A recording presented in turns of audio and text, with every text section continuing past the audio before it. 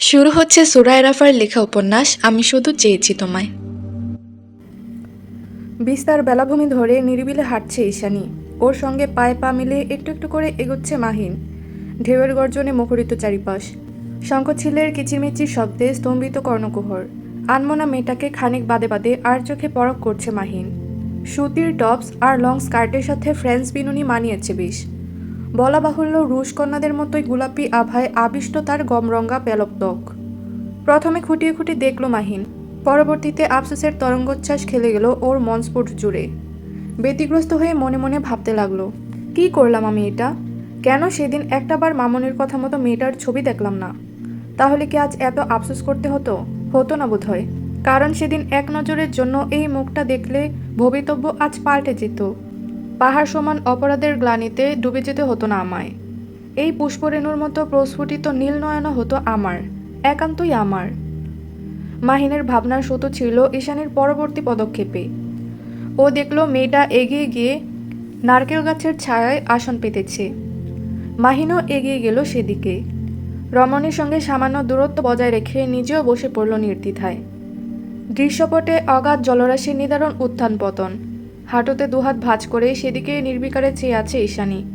নীলাম্বর অক্ষিপটে টুপটাপ পলক ছেড়ে বিমুগ্ধ চিত্তে আহরণ করছে প্রাকৃতিক কলতান। তুমি, না মানে আপনি দেখতে অনেক সুন্দর। মাহিনের সোজাসাপটা কমপ্লিমেন্ট। ঈশানী আশ্চর্য হলো না, বরং পার্শ্বে ঘাড় ঘুরিয়ে নীরের ছড়ে জানালো, আপনি আমাকে তুমি বলতে পারেন। বয়সে আমি আপনার ছোটই হব। জিভের ডগায় অধর ভিজিয়ে কিঞ্চিত মাথা দোলালো মাহিন। খানিক সংকুচিত হয়ে শোধালো, তোমার আমার প্রতি কোনো অভিযোগ নেই? না তো। রমণীর কাটকাট প্রত্যুত্তর, যা মাহিনকে আরও এক দফা আত্মগ্লানির অনলে ডুবিয়ে মারার জন্য যথেষ্ট। খানিক নীরবতা। পরমুহূর্তে শুষ্ক একটা ঢোক গিলে নিজেকে জাহির করার বৃথা চেষ্টা চালালো মাহিন। বলল, ওয়েল, সেদিন আমি আসলে। জীবের ডগায় জড়ো হওয়া বাক্যবান হামেশাই আটকে দিল ঈশানী।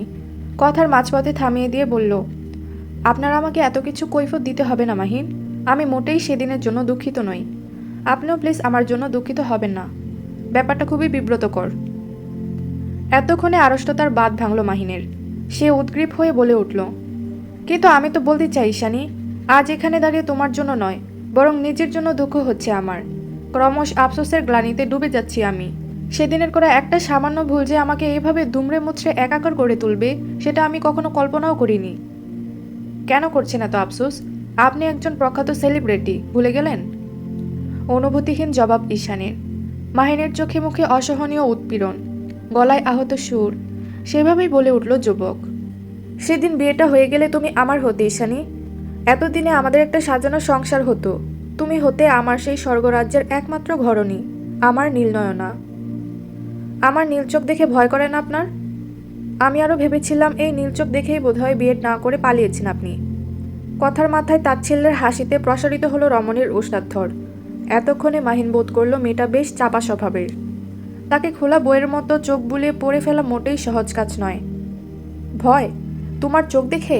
হাসালে? কথাটা বলে ফিচেল হাসল মাহিন। হাসির অন্তরায় খেলে গেল একরাশ অব্যক্ত ব্যথার তুফান। এবার খানিক ইতস্তত কণ্ঠে নিজে থেকেই প্রশ্ন চলল ঈশানী, মা কেন ডেকে পাঠিয়েছে আপনাকে? সরাসরি প্রত্যুত্তর করার সাহস পেল না মাহিন। কৌশলে কথা ঘুরিয়ে বলল, সবকিছু নিয়ে কি আরেকটা বার ভাবা যায় না? তুমি আমার বাগদত্তা ছিলে। চোখের পলকে বদলে গেল অভিব্যক্তি। মুখাবয়ব জুড়ে ঝরঝরিয়ে নেমে এলো আধারের ঘনঘটা। বক্ষ মাঝে একরাশ অস্বস্তি ধরে রেখে পুনরায় প্রশ্ন ছুড়ল ঈশানী, ঠিক বুঝলাম না, কি নিয়ে ভাবতে বলছেন আপনি? মাহিন যথেষ্ট স্পষ্টভাষী, তাই নিজের অপরাধের মূল্যস্বরূপ ছোট হতে দ্বিধা নেই ওর। অগত্যা ভারী একটা দীর্ঘশ্বাস ছেড়ে জবাব দিল, আমাকে কি আরেকটা বার সুযোগ দিবে ঈশানী? সবকিছু স্বাভাবিক করে তোলার জন্য, তোমাকে বৈধভাবে নিজের করে পাওয়ার জন্য, অন্তত আমার অসহায়ত্বের সেবা দেওয়ার জন্য হলেও আরেকবার ভাবো আমায় নিয়ে, প্লিজ। ঈশানী নিরুদ্বেগ, ওর মাঝে হেলদোল নাই কোনো রূপ। মাহিনের নিজেকে জোগাড় ছাড়া কিছুই মনে হচ্ছে না এই মুহূর্তে। তাও আরেক দফা মানানোর প্রয়াসে বলল, আমি জানি আমার করা অন্যায়ের ক্ষমা নেই, কিন্তু এই মুহূর্তে দাঁড়িয়ে তুমি আমার না হওয়া জীবনসঙ্গী। এই ব্যাপারটা ভাবলেই হৃদয়টা ছটফট করে উঠছে। এই পুতুল বউটাকে কি করে হাতছাড়া করে ফেললাম আমি। প্লিজ থামুন এবার মাহিন। আহত কণ্ঠস্বর। সত্যি ক্রমশ আফসোসের পারদে এফর ওফর হচ্ছে হৃদযন্ত্র। তবুও থামতে বাধ্য হলো না মাহিন। মাহিন পুরোপুরি নিশ্চুপ হয়ে গেলে নিরাশ ভঙ্গিতে কথা বলে ওঠে ঈশানী। জানেন, 1 বছরে কত কিছু বদলে যায়। আদৌ ধারণা আছে আপনার? মাহিন নির্বিকার, টলটলে নীল চাহনি যেন ব্যথার সমুদ্র। এই চোখে তাকানোর হিম্মত হলো না ওর। নিস্তব্ধতা ছাপিয়ে ফের বলে ওঠে ঈশানী। সব কিছু বদলে গেছে মাহিন, কোনো কিছুই আগের মতো নেই আর। জীবনের সবচেয়ে বীভৎস সময় পার করেছি আমি গত 1 বছরে। এখন চাইলেও কেন যেন স্বাভাবিকভাবে সবকিছু ভাবতে পারি না। তাই অনুরোধ করছি, নতুন করে আর এসব নিয়ে ভেবে অহেতুক সময় নষ্ট করবেন না। আপনার স্বপ্নের মতো সাজানো ভবিষ্যৎ দয়া করে আমার মতো একটা কোল্ড ব্লাডের পেছনে নষ্ট করে যাবেন না। কথা শেষ করে তরতরিয়ে উঠে দাঁড়ায় ঈশানী। কাঁধের টোট ব্যাগটা নিয়ে তাড়াহুড়ো হাঁটা ধরে সম্মুখে। তখনই পেছন থেকে আরেক দফা বাক্য চলল মাহিন। আর যদি বলি পারিবারিকভাবে আমাদের বিয়েটা আবারও ঠিক করা হয়েছে, ধরে নেবেন আমার সম্মতি নেই। পেছনে না ঘুরেই কঠোর গলায় জবাব দিল মেয়েটা। ফের গলা ছেড়ে বলে উঠল মাহিন, তুমি মোটেও কোল্ড ব্লাড নও ঈশানী। তুমি ভালোবাসতে জানো। তোমার চোখে আমি নাজুকতা দেখেছি। কোনোরূপ প্রত্যুত্তর না করেই নির্বিকারে হেঁটে চলে গেল রমণী। বালুর আস্তরে পা দাবিয়ে নিশ্চল কদমে এগোতে এগোতে নিজেকে কটাক্ষ করে অভিমানে সরে বিড়বিড়ালো সে। বেশি ছিলাম তো, একটা জানোয়ারকে, যে ভালোবাসা নয় ধ্বংসে বিশ্বাসী, দুর্বলতা নয় নিষ্ঠুরতায় আগ্রহী, নিষিদ্ধ দুনিয়াতে তার অবাধ বিচরণ, অথচ বাস্তবতায় সে মরীচিকার মতোই বেমালুম অস্তিত্বহীন। বেশ কয়েকদিন পরে শীতের আবহ বিদায় নিয়েছে বহুদিন। বসন্ত এখন মাঝ দুয়ারে। গত কয়েকটা দিন ধরে রৌদ্রোজ্জ্বল থাকলেও আজ সকাল থেকে আকাশটা মেঘলা। ধূসর মেঘের প্রলেপে ঢাকা পড়েছে সূর্যকিরণ। ক্ষণে ক্ষণে আকাশ চিরে প্রকম্পিত হচ্ছে ধারিত্রী কাঁপানো বজ্রধ্বনি। ঈশান কোণে ঝড়ের পূর্বাভাস। সন্ধ্যা নাগাদ ঝিরিঝিরি বৃষ্টিতে স্যাঁতস্যাঁতে চারিপাশ। বৈরী বাতাসের তালে তালে বেড়েই চলেছে বৃষ্টির তোড়। সন্ধ্যা হয়ে এসেছে, বাড়ি ফেরা প্রয়োজন। অথচ টাউন হলের করিডোরে একমনে দাঁড়িয়ে আছে ঈশানী। নিষ্প্রভ নয়নজোড়া বৃষ্টিস্নাত রাস্তায় অকপটে নিবদ্ধতার। বাড়ি ফেরার নিদারুণ অভিলাষ ভর করেছে চোখে মুখে। চিপচিপে বৃষ্টিতে ছাতা ছাড়াই যাতায়াত করছে মানুষ। ঈশানীও ঠিক করলো বৃষ্টি কমার অপেক্ষা না করে এক ছুটে এগিয়ে গিয়ে রিক্সা ধরবে ও। তাছাড়া এই বৃষ্টিতে গা ভিজবে না। যেই ভাবা সেই কাজ। গলার ওড়নাটা ভালোমতো মাথায় পেঁচিয়ে তরতরিয়ে রাস্তায় নেমে এলো ঈশানী। ঠিক তখনই পেছন থেকে ভেসে এলো চমৎকার পুরুষালী কণ্ঠস্বর। আরে ঈশানী! অকস্মাৎ ডাকে পেছনে ঘুরল ঈশানী। নিগুড় দৃষ্টিতে পরখ করে নিশ্চিত করল মাহিনের উপস্থিতি। পরপরই নজর চলে গেল যুবকের হাতে আবদ্ধ বিশাল সাইজের কেক আর চকলেট বক্সের দিকে। ঈশানীর ভাবনার মাঝেই পায়ে পায়ে এগিয়ে গেল মাহিন। মোলায়েম হাসিতে ঠোঁট প্রসারণ করে শুধালো, বাড়িতে যাচ্ছ তাই না? নিঃশব্দে মাথা নাড়িয়ে হ্যাঁ জানালো ঈশানী। আজ তো উষার জন্মদিন। সকালে কল দিয়ে আমন্ত্রণ করেছে আন্টি। আমিও তোমাদের বাড়ির দিকেই যাচ্ছিলাম, চলো একসাথে যাওয়া যাক। অপ্রস্তুত হাসল ঈশানী, বলল, না মানে আসলে আমিও তো সকালবেলা কেকের অর্ডার দিয়ে গেছিলাম, ওটা আনতে যাব। আপনি বরং চলে যান, আমি রিক্সা নিয়ে আসছি। ইটস ওকে, তুমি ভেতরে গিয়ে নিয়ে আসো, আমি এখানেই ওয়েট করছি। মাহিন নাছরবান্দা, মাঝ রাস্তা হওয়াতে খুব বেশি বাগবিতণ্ডা করল না ঈশানী। তবু যেতে যেতে বলল, বৃষ্টির মাঝে দাঁড়াবেন? চমৎকার হাসল মাহিন। ওকে এগিয়ে যেতে ইশারা করে বলল, আমি এখানেই আছি, তুমি যাও। ঈশানী ভেতরে গিয়েছে বেশ কিছুক্ষণ। গাড়িতে ঠ্যাস দিয়ে দাঁড়িয়ে প্রতীক্ষারত মাহিন।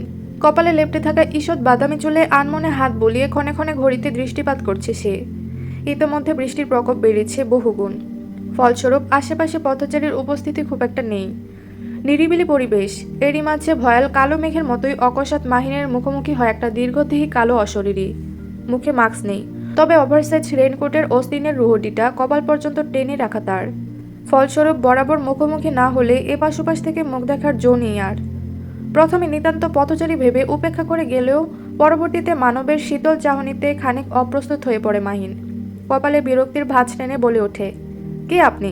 এইভাবে তাকিয়ে আছেন কেন? Just stay away from my girl. মেঘের মতো আবির্ভূত ব্যক্তির বজ্রের ন্যায় ধারালো কণ্ঠস্বর। আড়ালে শুষ্ক একটা ঢোক গেল মাহিন। পরমুহূর্তে ভ্রু বাঁকিয়ে শুধালো, আশ্চর্য তো, আমি কার কাছে থাকবো কার থেকে দূরে থাকবো সেটা আপনি বলার কে? আমি ওর সব। বাক্যকটা উগড়ে দিয়ে কোনোরূপ পূর্বাভাস ছাড়াই পরপর কয়েক ঘা ঘুষি বসিয়ে দিল মাহিনের নাক বরাবর। যেন বালু দিয়ে তৈরিকৃত পাঞ্চিক ব্যাগের একাংশ সে। তেমনভাবেই আঘাতের উপর আঘাত করে নিমেষে ধরাশায়ী বানিয়ে ফেলল মাহিনকে। কথার মাথায় কথা বলা একদম পছন্দ নয় ইরিশের। অথচ মাহিন সেই ভুলটাই করেছে অজান্তে। শক্ত পুরুষালী কষাঘাতে নাক ফেটে ফিনকে দিয়ে রক্ত বেরিয়েছে ওর। আই সোয়ার, এবার থেকে অন্যের ব্যাপারে নাক গলানোর স্বাদ পুরোপুরি মিটে যাবে। দুবারের পর তৃতীয় ঘুষিটা দিতে ব্যতিগ্রস্ত হলো ইরিশ। ঠিক তখনই নিজের পেশিবহুল বলিষ্ঠ বাহুতে একটা সরু হাতের তীর্যক টান অনুভব হলো তার। তৎক্ষণাৎ গর্জে উঠে পেছনে ঘুরল মাফিয়া বস। বেসামাল হয়ে মাত্রাতিরিক্ত ক্রোধে পাঁচ বসাতে উদ্যত হলো পেছনের ব্যক্তিকে।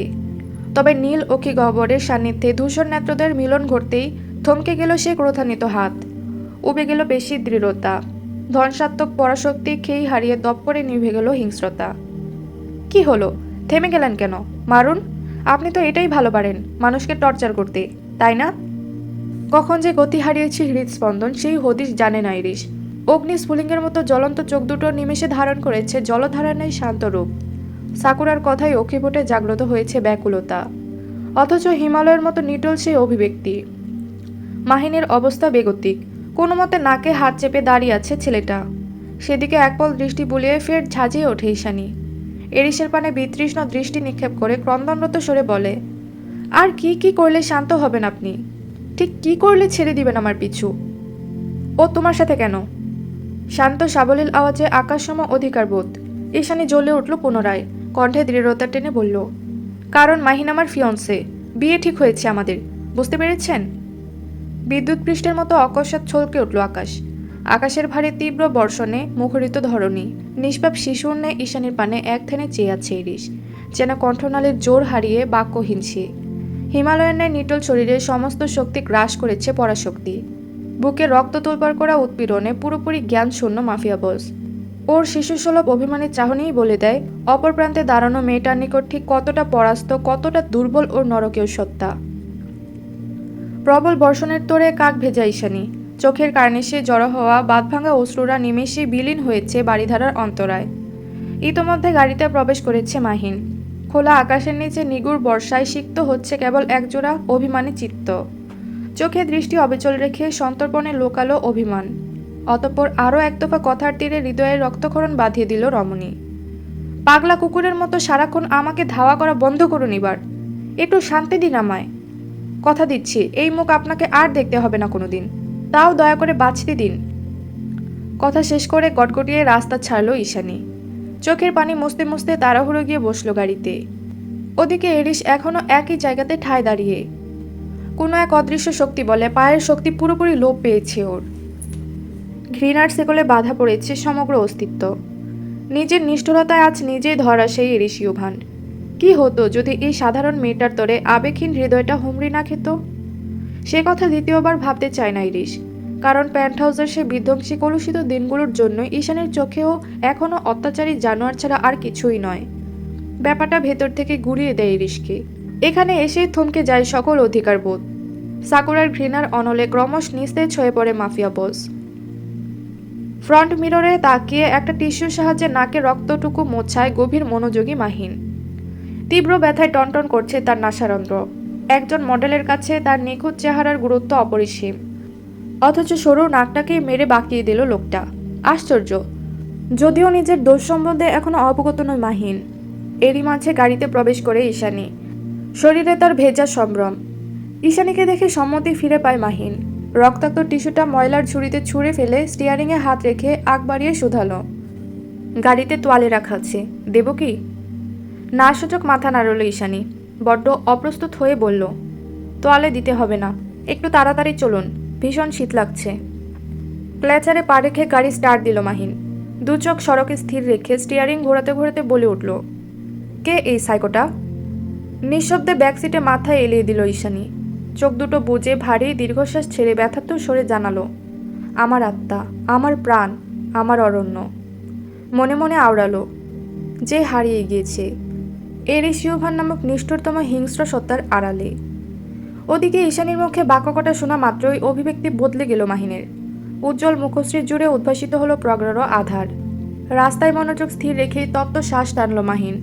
মনে মনে অনুভব করল, তার মানে নীলনয়নাকে আমি পাইনি, আমি নই, বরং অন্য কারোর অভাব বিচরণ রয়েছে তার হৃদয়ে।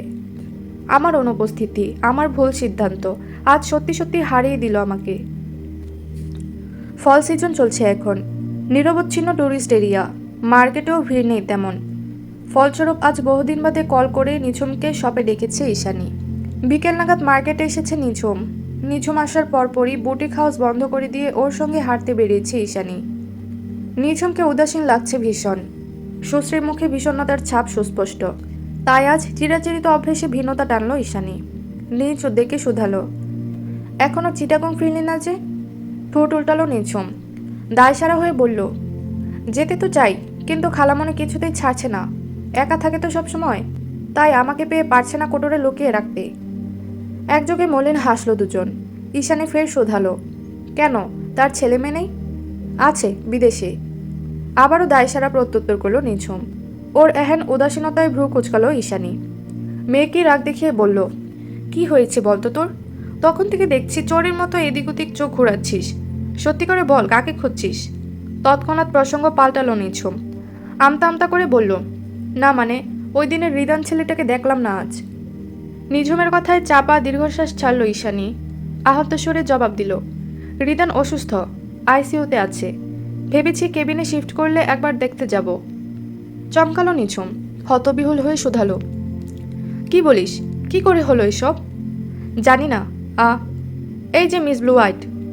আচমকা কারোর পিছু ডাকে কথার বহর খেয়েই হারালো ঈশানী। হাঁটতে হাঁটতে সি বিচের শেষ মাথায় চলে এসেছে ওরা দুজন। মার্কেট থেকে অনেকটা দূরে। গোধূলির লালিমা ম্লান হয়ে এসেছে দিগন্তে। পূর্বের আকাশের সন্ধ্যাতারার মিটিমিটি উদ্ভাসন।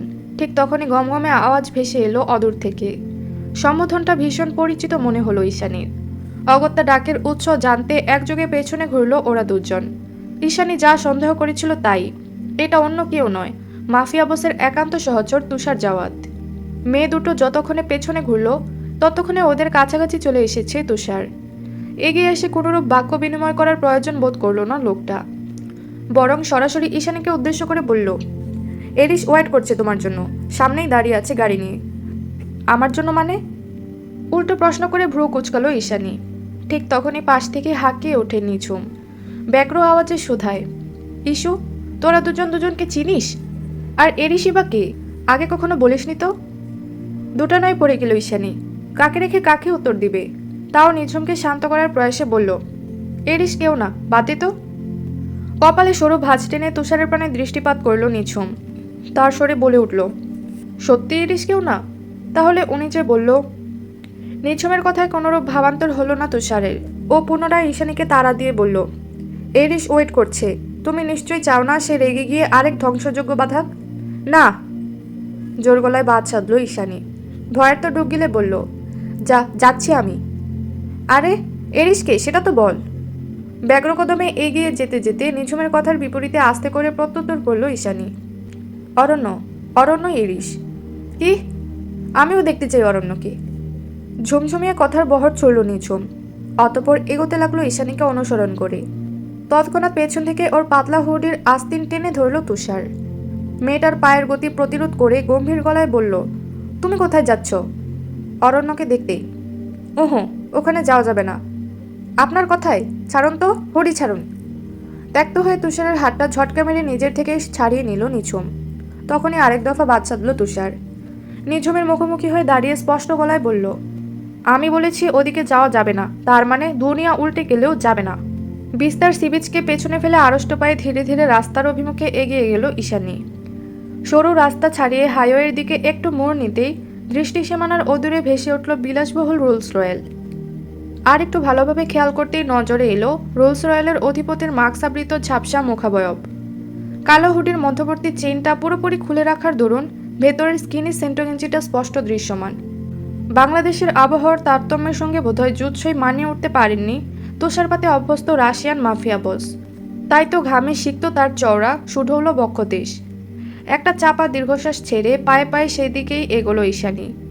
গিয়ে দাঁড়ালো এরিসের সম্মুখে। ভীষণ রূঢ় স্বরে বলে উঠল, কি বলবেন বলুন।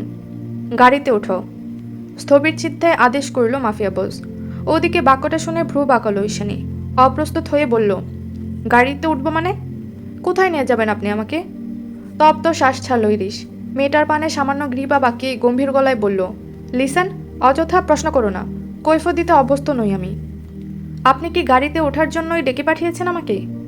কি মনে হয়? তাহলে আমি কোথাও যাব না। কথা শেষ করে ঘাড় ঘুরিয়ে পেছনে হাঁটা ধরে ঈশানী।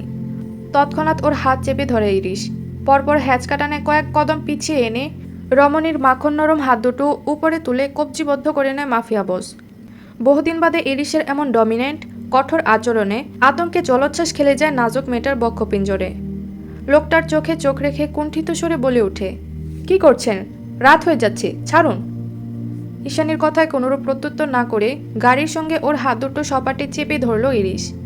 অতঃপর নীল চোখের অনলে দৃষ্টিপাত করে কঠোর স্বরে বলল, হয় চুপচাপ গাড়িতে ওঠো, নয়তো রাস্তার মাঝে এভাবেই আমার সঙ্গে লেপ্টে দাঁড়িয়ে থাকো। The choice is yours. আড়ষ্টতায় চোখ মুখ বুজে এলো ঈশানীর। গলা নামিয়ে শুধালো, আগে বলুন কোথায় নিয়ে যাবেন? সেটা তোমার কনসার্ন নয়। বাক্য শেষ করে আচমকা গাড়ির দরজা খুলে ঈশানীকে ভেতরে ছুঁড়ে মারল ইরিশ। অতঃপর নিজেও গিয়ে বসে পড়ল ড্রাইভিং সিটে। সাগর পাড়ে দাঁড়িয়ে নির্বিঘ্নে নিকোটিনের ধোঁয়া ওড়াচ্ছে তুষার। নিঝুমকে বসিয়ে রেখেছে পাশেই। সেই তখন থেকে মুখে কুলুপ এঁটে বসে আছে নিঝুম। ওদিকে সন্ধ্যা ছাপিয়ে রাত নেমেছে ধরণী জুড়ে। ঈশানীর ফিরে আসার নাম নেই। ফলস্বরূপ এবার আগ বাড়িয়ে কথা বলে উঠল নিঝুম। গম্ভীর চিত্তে লোকটাকে উদ্দেশ্য করে শোধালো, আচ্ছা ঈশো কখন আসবে? রাত হয়ে গেল তো। আমি নিজেও জানি না। সিগারেটের শলাকায় নিগুড় টান মেরে জবাব দিল তুষার। এবার নিঝুম কিছুটা ইতস্তত বোধ করল। সংকোচে জড়সড়ো হয়ে গেল ওর সমগ্র অস্তিত্ব। ভয়ার্ত গলায় বলল, আচ্ছা ঈশো ঠিক আছে তো? ওর কোনো ক্ষতি হবে না তো আবার? এরিশ ঠিক থাকলে ঈশানীও ঠিক আছে।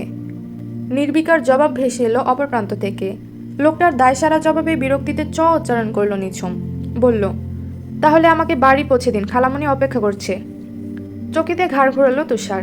ভ্রু বাঁকিয়ে বলে উঠল, আমাকে কি তোমার পার্সোনাল অ্যাসিস্ট্যান্ট মনে হয় যে প্রতিদিন বাড়ি পৌঁছে দেব? কাঠখোট্টা লোকটার মুখ থেকে এর থেকে ভালো প্রত্যুত্তর আশা করা যায় না। অগত্যা নিরাশ হলো নিঝুম। দীর্ঘশ্বাস ছেড়ে বলল, অন্তত একটা রিক্সা ধরিয়ে দিন, রাত হয়ে গিয়েছে তো। তৎক্ষণাৎ দাঁড়িয়ে পড়ল তুষার। বিরক্তির স্বরে বলে উঠল, কথা একটু কম বলা যায় না? কোথায় খালার বাড়ি? সহসা উঠে দাঁড়ালো নিঝুম। জানালো, এত ঠিকানা মনে নেই, তবে রিক্সাওয়ালা মামাকে তন্দ্রা ভেলা বললেই চিনে ফেলবে। তন্দ্রা আমার খালামণির নাম। অকস্মাৎ থমকে গেল তুষার। উষ্টাধরির ফাঁকে আটকে থাকা আতপোড়া সিগারেটটা পড়ে গেল তৎক্ষণাৎ। কোনো এক অজানা শিহরণে প্রকম্পিত হলো যুবকের সমগ্র অস্তিত্ব। অচিরেই মেয়েটার পানে গভীর দৃষ্টিপাত করে ধাতস্থ গলায় জিজ্ঞেস করল তুষার, তোমার খালামণির পুরো নাম? ভাবলেশীন হয়ে ঠোঁট উল্টালো নিঝুম। নির্দ্বিধায় জানালো, তন্দ্রা, তন্দ্রা জাওয়াত। কেন বলুন তো? অহর্নিশ চলতে চলতে লোকালয় ছাড়িয়ে দূর বহুদূরে চলে এসেছে গাড়িটা। গাড়ির ভেতরে পিনপতন নীরবতা। নিটল তমসার মাঝে কেবল ক্ষণে ক্ষণে প্রতিধ্বনিত হচ্ছে সরলতার চাপা আর্তনাদ। সেই তখন থেকে ফুপিয়ে ফুপিয়ে কাঁদছে মেয়েটা। সেদিকে বিন্দুমাত্র নজর নেই ইরিশের। কোনো এক অযাচিত কারণবশত ক্রোধের তাড়নায় ফুঁসছে সে। পূর্বাভাসবিহীন প্রলয় আসন্ন। তেমন করেই বেসামাল গতিতে গাড়ির স্টিয়ারিং ঘোরাচ্ছে সে। মাফিয়া বসের উদ্ভ্রান্ত গতিতে কান্নায় লাগাম টানল ঈশানী। ভয়ের ধূপে জড়সড় হয়ে বসে উদ্বিগ্ন গলায় বলে উঠল, কি করছেনটা কি? মেরে ফেলবেন নাকি আমায়? তৎক্ষণাৎ ক্ল্যাচারে পা চেপে হার্ট ব্রেক কষল ইরিশ। অকস্মাৎ ঘটনায় সামনের দিকে হুমড়ি খেতে নিয়েও সিটবেল্টের কলেনে মাঝপথে থমকালো ঈশানী। তীব্র ঝটকায় তীর তীরে কেঁপে উঠল মেয়েটা। রুহু এসে আটকে গেল ঠোঁটের আগায়। ঠিক তখনই আরেক দফা ঝটকা দিল মাফিয়া বস। দাঁতে দাঁত পিষে জানালো, তোমার বিয়েটা হবে না। বিয়ের আগেই পৃথিবী থেকে নিশ্চিহ্ন হয়ে যাবে মাহিন বেনজামিন।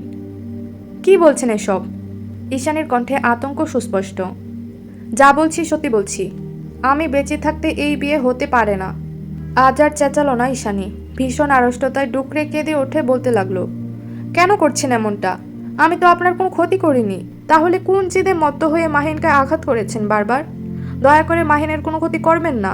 আমার জন্য মাহিনের কিছু হয়ে গেলে সারা জীবনেও নিজেকে ক্ষমা করতে পারবো না আমি। কথা শেষ করার সঙ্গে সঙ্গে আচমকা ইস্যুর পেলব কপলে খড়খড়ে 2 আঙ্গুলের চাপ প্রয়োগ করল ইরিশ। শক্ত হাতে চেপে ধরে আজ প্রথমবারের মতো জোর খাটিয়ে বলে, মাহিনের জন্য এত কিসের দরদ তোর? কেন মাহিনের জন্য এত এত চিন্তা? আমাকে চোখে পড়ে না? মুহূর্তে স্তম্ভিত হয়ে পড়ে ঈশানী। ইরিশের শূন্য চোখের হলকায় বশ হয়ে যাচ্ছে ও। চোখের উপর আছড়ে পড়া তপ্ত শ্বাসে চামড়া পুড়ে ঝলসে যাচ্ছে যেন। কোনটাকে প্রাধান্য দিবে? মাফিয়ার রাগ নাকি তার কথাকে? ঠিক বুঝে উঠতে পারল না ঈশানী। ফলস্বরূপ ধরফড়িয়ে উঠে বলল, কি চাইছেন আপনি? কেন করছেন এসব? আমি তোমাকে চাই, শুধু তোমাকে।